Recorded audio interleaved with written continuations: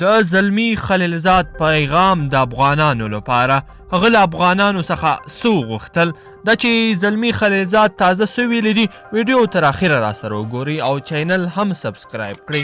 ګرانو لیدونکو السلام علیکم. زلمی خلیلزاد وایي افغانان باید د 40 کلن ناورین د پای ته رسولو لپاره سره یو لاس شي. افغانان دې د 40 کلن ناورین د پای ته رسولو لپاره سره یو لاس شي.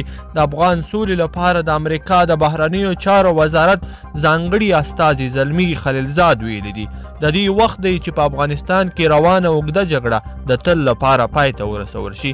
د ده په خبره د افغان سولې لپاره سختې هڅې کوي او تر دې دمه یې د ګڼو هیوادونو ملاتړ هم خپل کړی دی څو دلته روانه جګړه د خبرو له لارې حل کړی شي. د ده په خبره د افغانستان د سولې مسله پراخ نړیوال ملاتړ لري او افغانانو ته هم پکار ده چې په دې اړه سره یو لاس شي.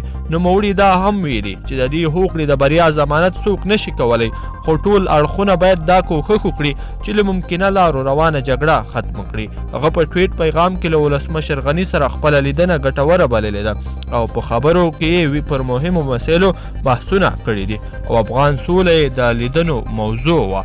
ګرانو لیدونکو په دې هیله چې دغه ویډیو به مو راسره تر پایه پورې کتلی وي. که به مو خوښه شوي وي نو در سره لایک یې کړئ.